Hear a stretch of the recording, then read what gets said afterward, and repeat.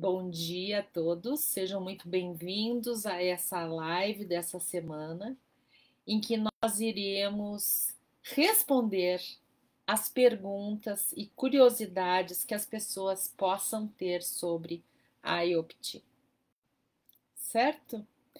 Então eu já vejo aqui meus amigos entrando no Facebook, no Instagram. É com muita alegria nesse dia de sol que nós vamos começar, não é? A nossa live hoje. Por que perguntas e respostas?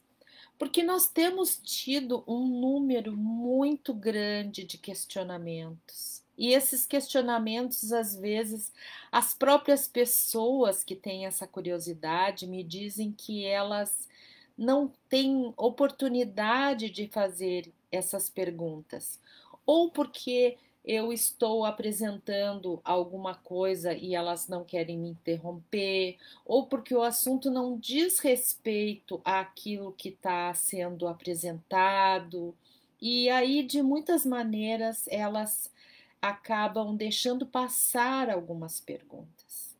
E hoje, então, nós resolvemos fazer estas perguntas e respostas em que nós iremos responder. Se alguém quiser entrar, é só fazer essa solicitação que eu entro, que eu abro para a pessoa fazer a pergunta ao vivo. E se você encontrar ou tiver alguém que tiver uma pergunta que você já sabe, né? Pode mandar ali no aviãozinho para que essa pessoa receba o convite para participar dessa live hoje. Essa live é muito importante porque ela vai trazer esse esclarecimento de uma forma mais ampla, de uma forma mais abrangente para muitas dúvidas que eu vejo que acontecem nas aulas, nos encontros e até nestes movimentos da escola, né? Nos debates que a gente faz algumas vezes, às vezes um pedacinho nos encontros que se faz durante a semana. Essa semana eu fiz aproximadamente uns 6 encontros, é bastante para mim. E eu noto que fica aquela curiosidade, né? O Paulo está fazendo uma pergunta aqui bem sutil. O Paulo quer saber quando é que sai o livro da Lia. Bom, a Lia está com um projeto de um pequeno livro, realmente. Mas nesse momento o projeto está com a gaveta um pouquinho fechada ainda.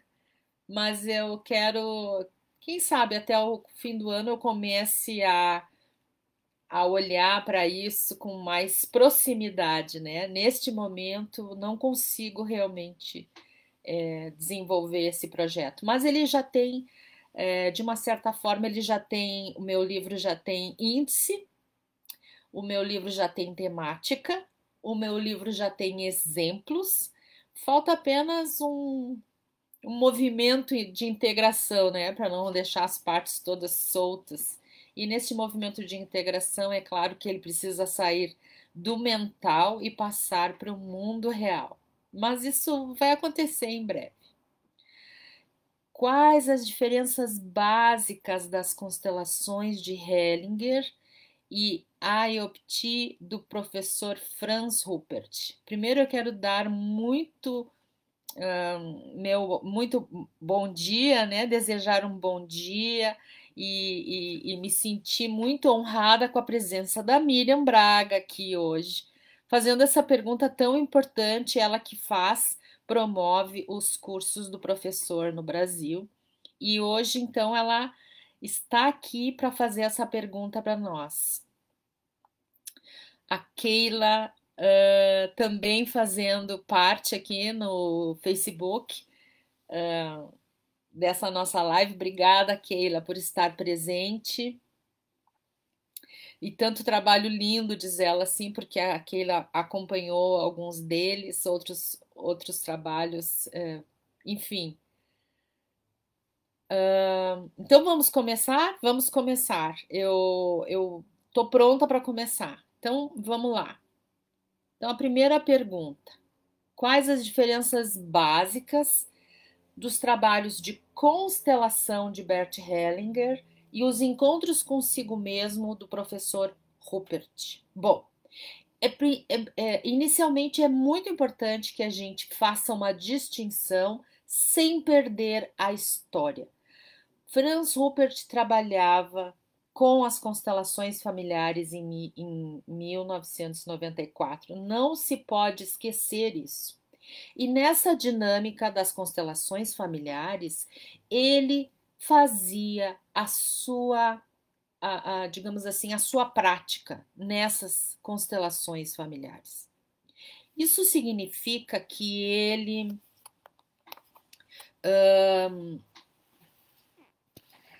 usava as constelações familiares para solucionar as questões que lhe eram apresentadas e ele acompanhava todo o processo de Bert Hellinger nessa ocasião.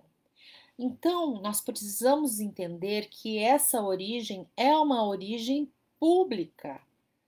O professor Franz não nasce com um trabalho em algum momento. Não, isso é uma evolução. A partir deste movimento das constelações familiares que ele ia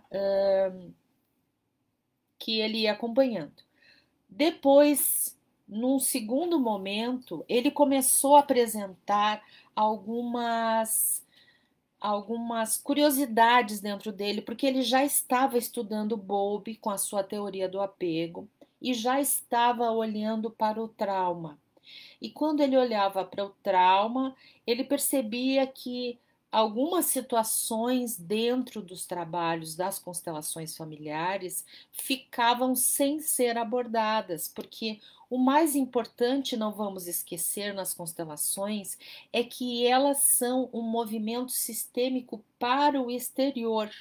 Elas trabalham e olham para o nosso eu no sistema. Então, os sistemas de ligações, sistemas de vinculações, eu e o meu clube de lazer, eu e os meus colegas de trabalho, eu e os meus colegas de aula, eu e a minha família, tudo isso faz parte deste olhar da constelação familiar. O professor Ruppert, ele busca um movimento que traz a clareza do interior.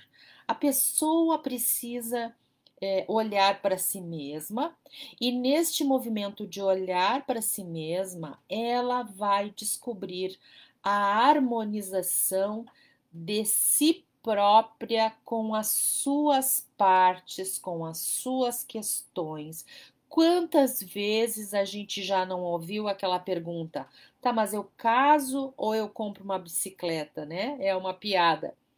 E isso é uma desarmonia interna. Então, enquanto eu tenho essa dúvida se eu caso ou se eu compro uma bicicleta, eu posso estar em harmonia com o meu meio ambiente, eu posso estar em harmonia com os meus pais, com a minha família, com a minha família atual, com a minha família original, posso estar em harmonia em todos os sistemas, mas dentro de mim não estou em harmonia. Então, o professor Ruppert começa a virar o seu foco, o seu direcionamento para o interior. E a partir disso, ele começa a introduzir elementos nas constelações, inicialmente o propósito do cliente, depois ele começa a introduzir o, a, pede para o cliente ter uma frase de intenção especificamente pessoal, então ele coloca essa frase dentro do trabalho, depois ele começa a trabalhar a constelação do trauma, e assim ele vai evoluindo até chegar nisso que se chama hoje encontro consigo mesmo, terapia e teoria do psicotrauma voltado para a identidade, porque ela olha como fim, como finalidade o desenvolvimento, a apropriação da consciência da sua própria identidade, certo? Então, essa é a grande diferença entre as constelações familiares, as constelações sistêmicas, que caminham sobre a mesma pavimentação das constelações familiares, que é o pertencimento, o equilíbrio e a hierarquia. Os trabalhos do professor Rupert saem completamente disso, saem totalmente disso. Não se preocupa com isso. Os trabalhos do professor Rupert se preocupam com a harmonia interna.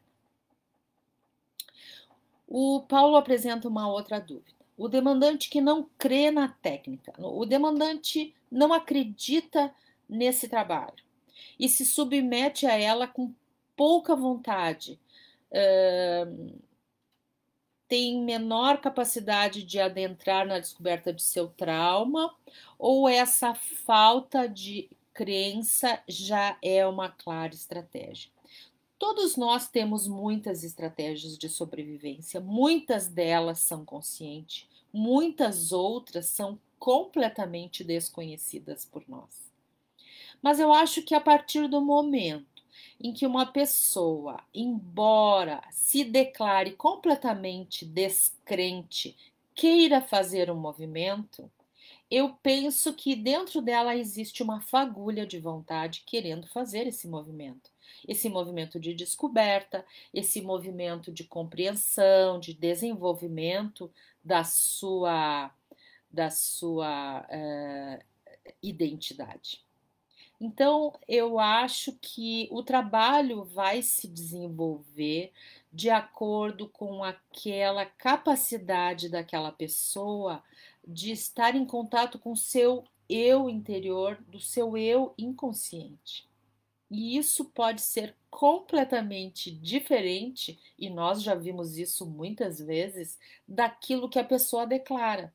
Eu não acredito em nada. Ok, é uma declaração forte, potente, a pessoa tem essa ideia, a pessoa tem essa rejeição, e quando ela entra no trabalho, as coisas que surgem para ela mostram que ela, na verdade, gostaria de olhar alguma coisa sim, porque o trabalho ele não pode ser feito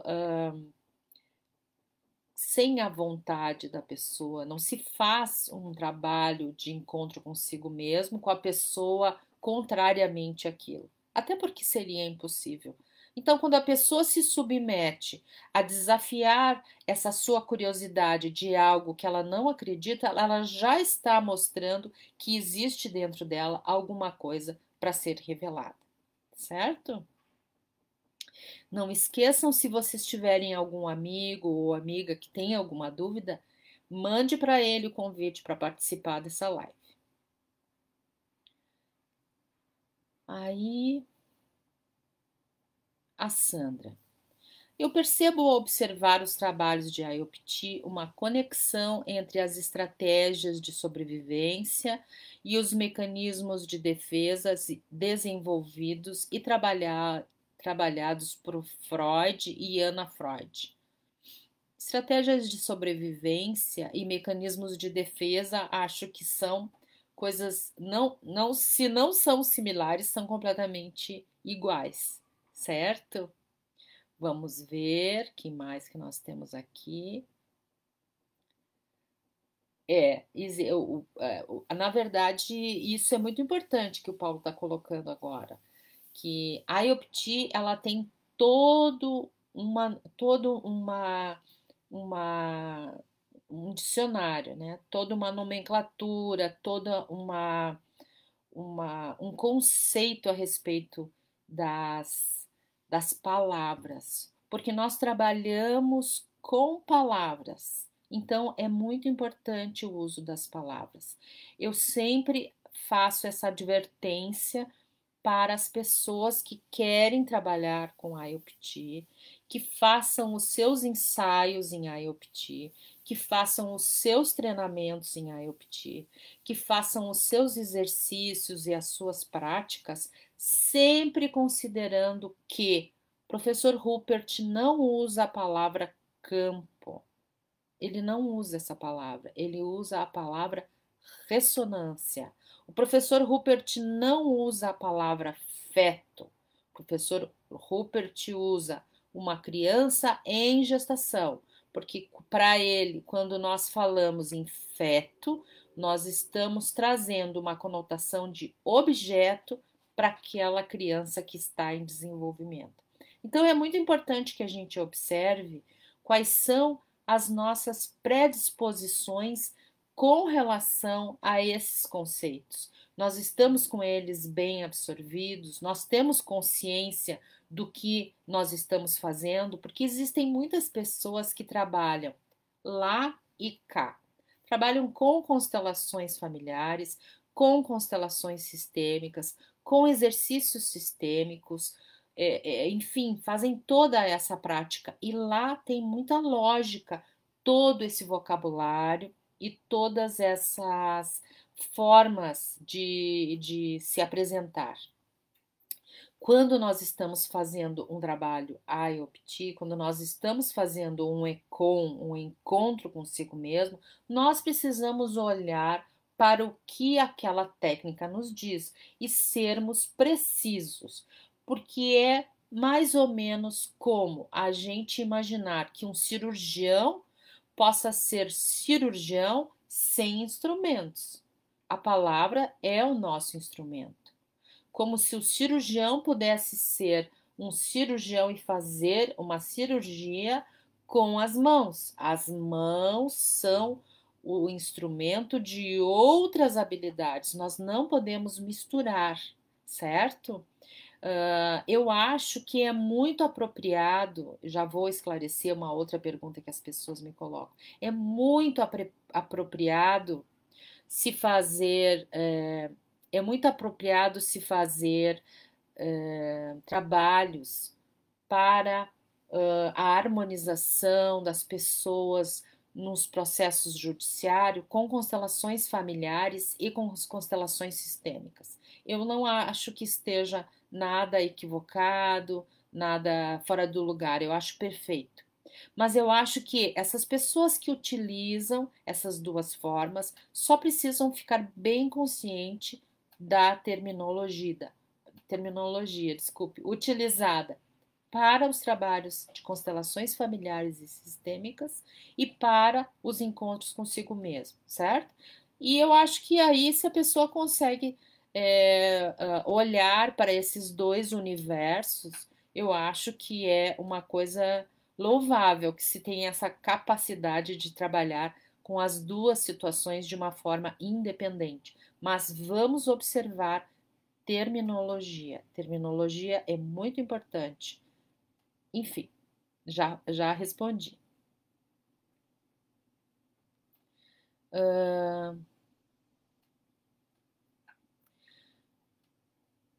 O Ivo coloca uma pergunta muitíssimo importante. É seguro realizar um ECOM quando o demandante está demonstrando alterações devido ao uso de medicamentos? Bom, quem é a pessoa que pode realmente se posicionar com relação a isso?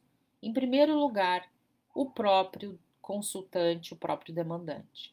Ele pode compreender se é seguro para ele entrar nesse movimento naquele momento ou não.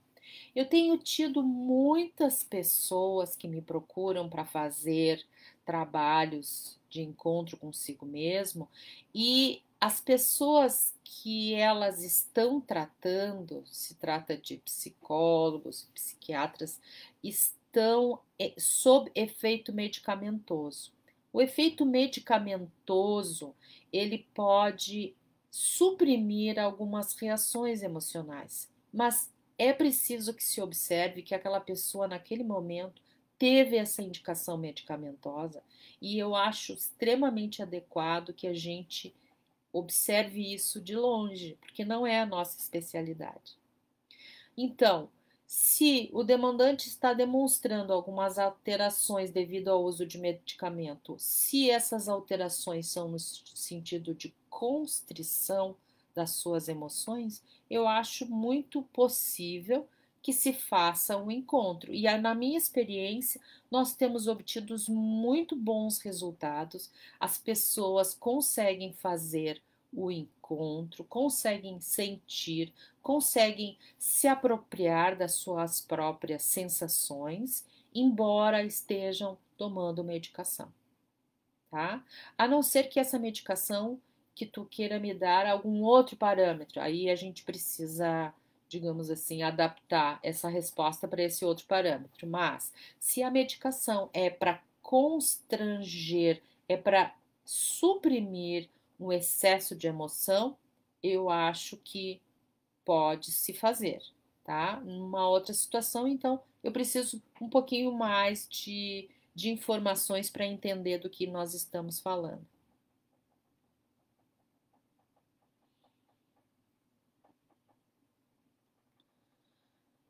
Ah, o trabalho do Franz, ele trabalha com a ressonância e o fenomenológico, ele permite que a pessoa se envolva com aquelas sensações e elas mesmas darão o desfecho, né? No modelo construtivista do sistema das estruturais, as soluções são dadas pelos movimentos feitos em direção a, são direcionados, né? E aqui no modelo da IOPT eu vejo que é a captação, a captura das informações para que o processo aconteça de uma forma interna do demandante. O demandante internamente começa a fazer os movimentos e ele começa a refletir esses movimentos para que os ressonantes capturem esses movimentos e façam o seu reflexo. Isso significa que, em primeiro lugar, o demandante muda. Em segundo lugar, ele percebe, desculpe, não é percebe, ele reflete isso.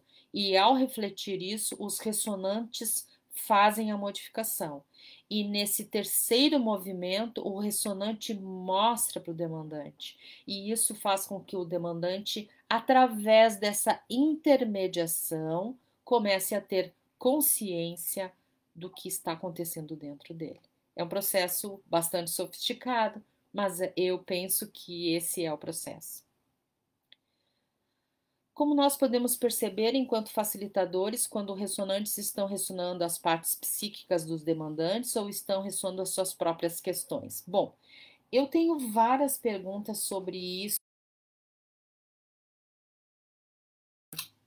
Tenho várias perguntas sobre isso que dizem que como saber se o demandante, como saber se o ressoante, como saber se o ressoante traz informações confiáveis, né, nas suas ressonâncias, as interferências do ressoante no trabalho, e aí a pergunta é sobre como nasce um terapeuta IOPT.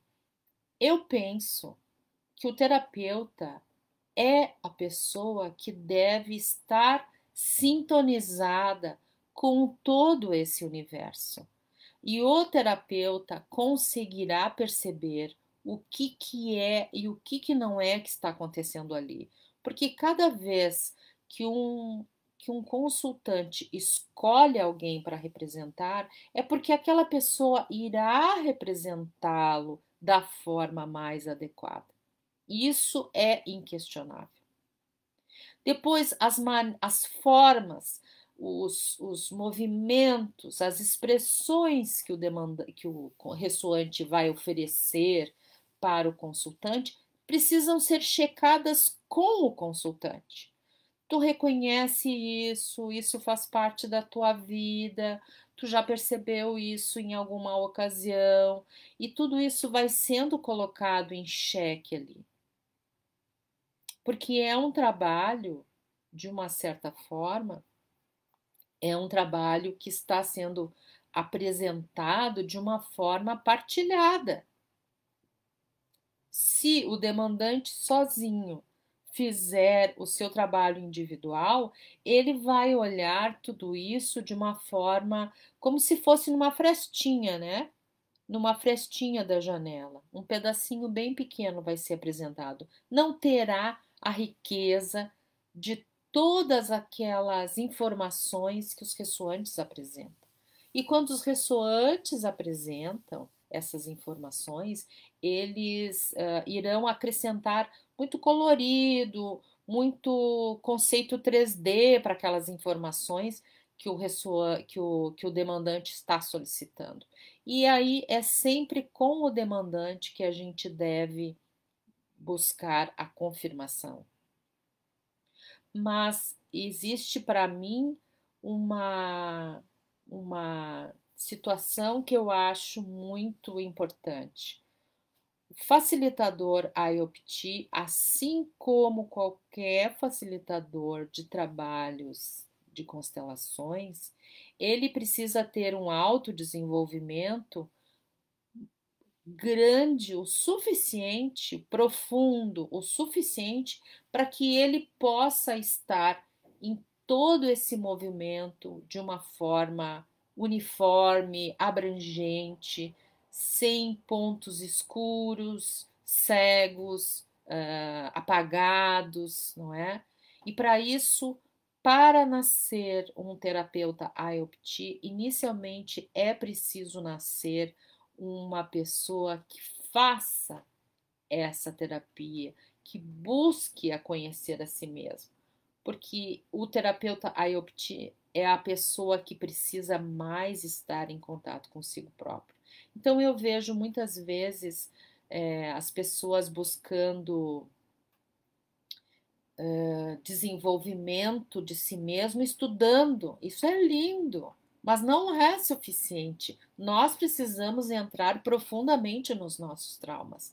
Nós precisamos ter uma ideia clara, coerente com a nossa dor, do que é que nós sofremos, o que nós passamos na nossa vida, o que aconteceu conosco desde o começo, o que nos tornou assim como nós somos. E isso é o fundamental. Muitas pessoas eu vejo que elas seguem nessa busca do trabalho, na busca do profissional, do profissionalizante, sem ao menos ter uma ideia de quem é. A si próprio. Precisamos ter essa ideia de quem nós somos, precisamos olhar para nós mesmos e precisamos fazer isso com honestidade, com vontade, com determinação. Eu conheço muitas pessoas que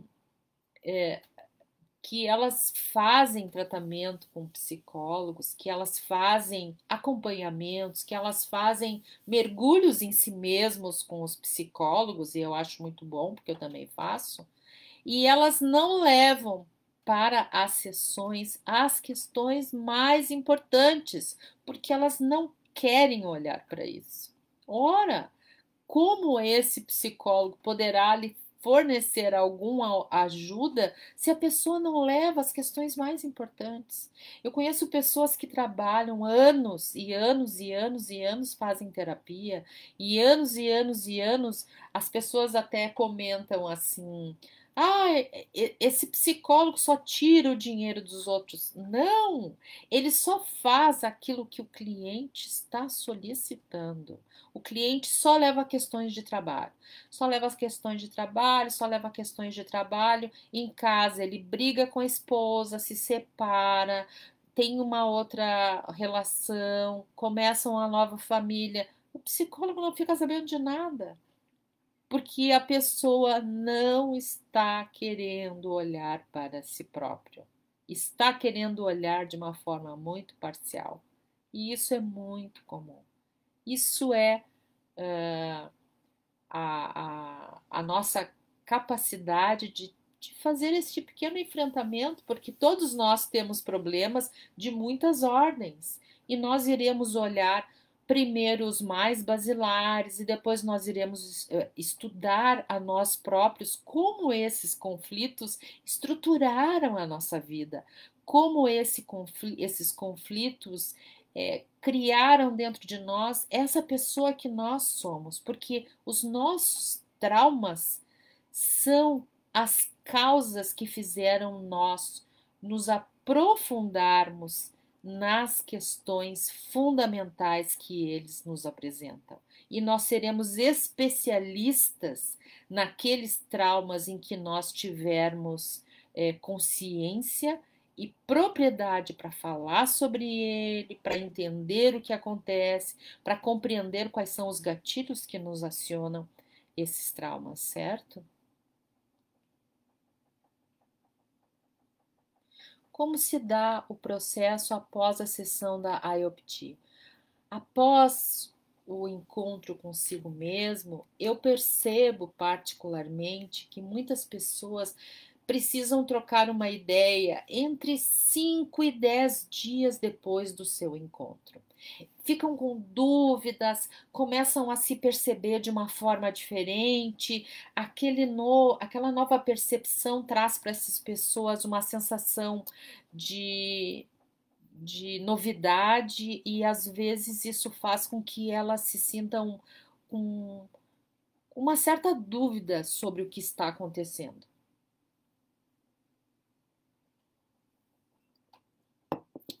Para mim, é muito fácil. Eu digo para as pessoas que me procurem, se tiverem alguma dúvida, elas me escrevem, a gente troca alguma ideia. Eu posso falar um pouco mais sobre o encontro, se for necessário, mas principalmente, se a partir daquilo surgir uma necessidade de trocar muitas informações cognitivas sobre processos, sobre outras questões, é necessário que talvez essa pessoa perceba essa necessidade, né, para seguir num outro processo. É muito importante a gente se dar conta disso.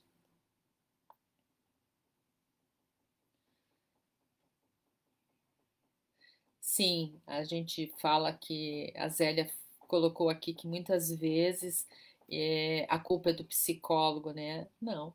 Muitas vezes aquela pessoa não está preparada para olhar realmente o que ela precisa olhar. Então ela começa a trazer aqueles enfeites, né? Traz os brincos, traz as bolsas, os sapatos, mas não mostra que está completamente sem roupa ou que essa pessoa é um bebezinho naqueles pontos mais doloridos.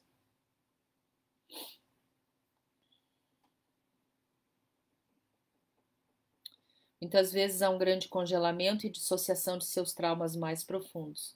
Há um grande adormecimento e até querer olhar, mas a parte saudável, pouco expressiva do ego, não consigo ler aqui, mas é isso. Muitas vezes ela também não tem como olhar para aquilo, né? Então é preciso se fazer um trabalho de estruturação. Uhum. Como psicóloga, a Rejane, querida, muito obrigada pela tua participação, sempre tão importante.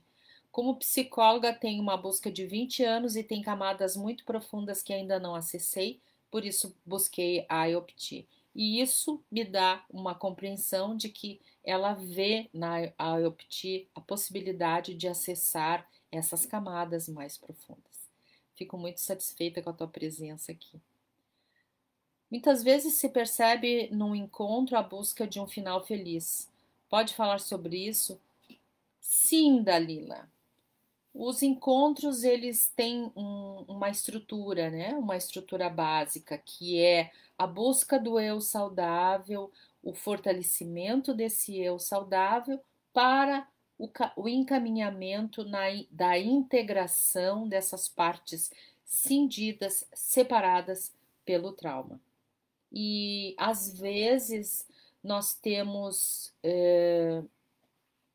as partes da pessoa em que ela se estrutura são partes muito infantilizadas, e quando elas começam a perceber situações diferentes daquelas que elas ilusoriamente estabelecendo como tendo sido a sua própria situação, elas se negam a receber essa informação, se negam a ficarem disponíveis para essa situação e, consequentemente, elas ficam resistentes a todo e qualquer movimento que se faça. Eu quero dizer com isso que muitas vezes é possível perceber informações subliminares que nós especialistas, nós que estamos estudando, eu e todas as pessoas que fizeram a formação comigo e todas aquelas que já terminaram, já concluíram, já começam a ter essa percepção dos sinais que se apresentam para nós identificarmos os traumas. E muitos desses traumas estão submersos de uma forma muito, muito profunda dentro da nossa psique. Então a gente vai tirando aquilo como se fosse a descoberta de achados arqueológicos. E nesse caso, quando o eu está numa condição de não ter vontade de sair daquele lugar, porque a infância é um lugar maravilhoso em que todos nós brincávamos muito, não tínhamos responsabilidade sobre nada e isso tudo era uma festa somente. Às vezes eu noto que essas pessoas têm muita dificuldade para receber não informações completamente disruptivas, mas até informações, digamos assim, que quebrem este modelo ilusório criado pela criança. E aí é preciso que nós tenhamos essa percepção de que essa pessoa precisa, ela vai ver tudo aquilo, aquilo vai ser processado no interior dela. A gente, como terapeuta, não vai poder ultrapassar esse lugar, porque o nosso lugar é apenas de apontar, nós não levamos ninguém a lugar nenhum, até porque do trauma, a única pessoa que pode se curar é a própria pessoa traumatizada. O terapeuta não faz nada por ela.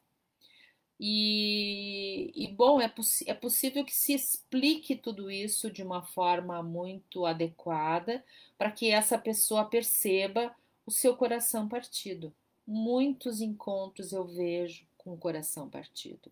Coração partido no sentido de achar que aquela infância era uma infância completamente é, é, perfeita, achar que a sua vida em determinada situação era completamente perfeita e descobrir que a realidade não é bem daquela forma. E isso geralmente traz essa situação de que nem todo o encontro termina com amor, com situações de acolhimento. Às vezes, dentro da pessoa, ela precisa encontrar essa capacidade de absorver essas informações que estão ali. Querer entender demais o processo IOPT não seria uma estratégia de sobrevivência? Eu acho que querer entender não é o ideal do processo, né? É realmente a gente passar o tempo todo só com leituras e cursos, acho que é uma boa estratégia para a gente não olhar para o fenômeno exatamente que é qual é o meu trauma, qual é a emoção que está presa ali dentro de mim.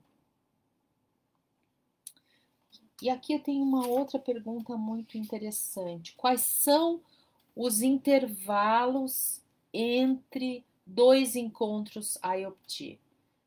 Olha, isso é muito importante porque quando nós estamos trabalhando questões pessoais, o que eu vejo normalmente é que as pessoas querem fazer mais muito rapidamente.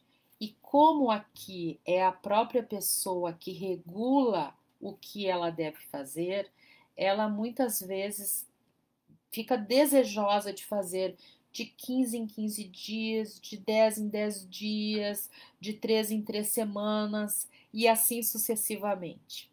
O que eu vejo na minha experiência é que existe uma curva. Existe uma curva em que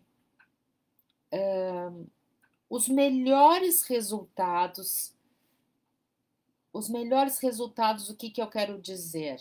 Sim, os melhores resultados no sentido de que a cada encontro eu consigo ter uma abrangência renovadora, estimulante, que me traga essa novidade de ser eu mesma de uma forma mais vigorosa, mais cheia de vida, ela acontece nos encontros em que eu marco entre 6 e 8 semanas. Os encontros mais aproximados, eu noto que eles às vezes acabam estimulando uma resistência em algumas pessoas.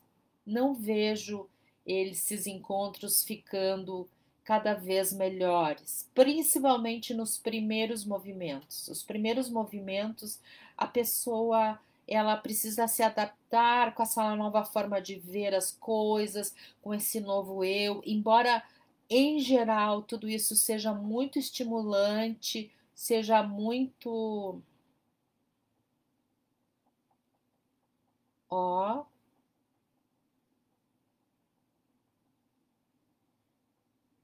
embora tudo isso seja muito estimulante, às vezes eu vejo que fica na superfície.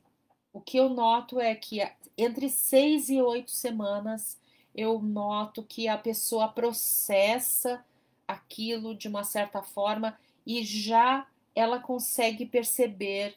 Claro que daí nós estamos falando também da quantidade de encontros, né? Eu vejo que entre 4 e 6 encontros nós vamos limpar, nós vamos desafogar aquela pessoa de várias coisas que estão muito gravitando ao seu redor. A partir do 6º ao 10º encontro, nós já começaremos a olhar de uma forma muito mais aprofundada, né? E nesse aprofundamento eu percebo que existe um ponto que fica entre o 10º e o 12º encontro, em que eu chamo de ponto de.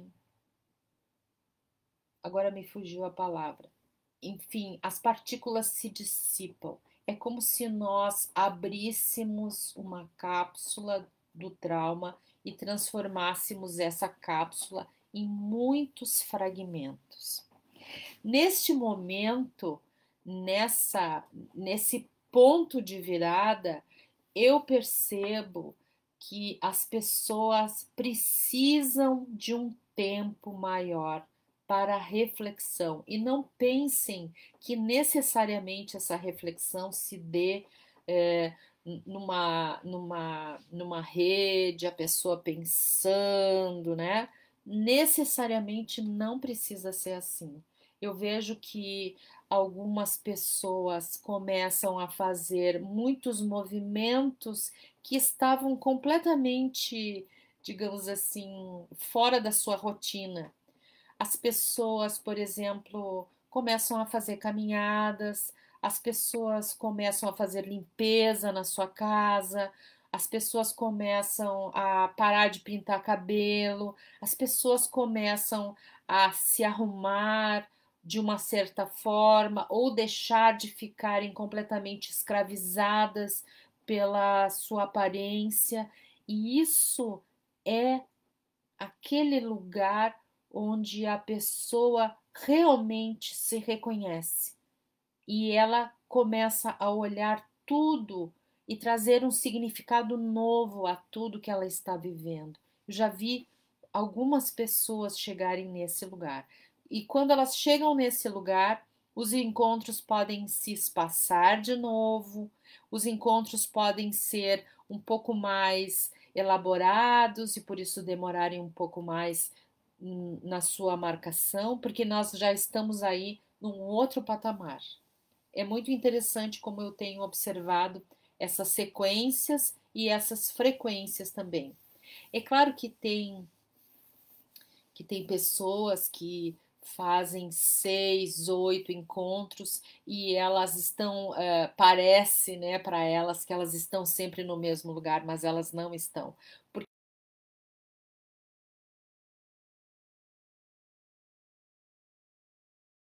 Então, digamos que a cena seja formada por este volume de espaço e nós olharemos essa cena assim, depois assim e assim sucessivamente em todos estes ângulos até completarmos este quadro.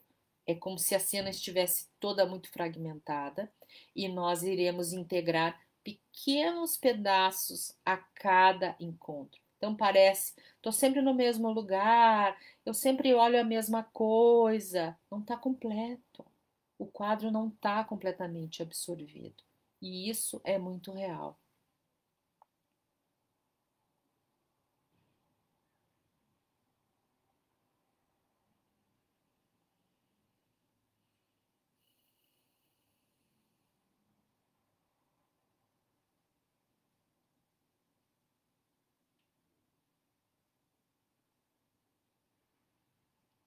Não sei se está travando.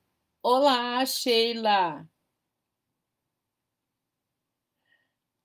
Eu estava recebendo uma pessoa aqui, mas ela caiu.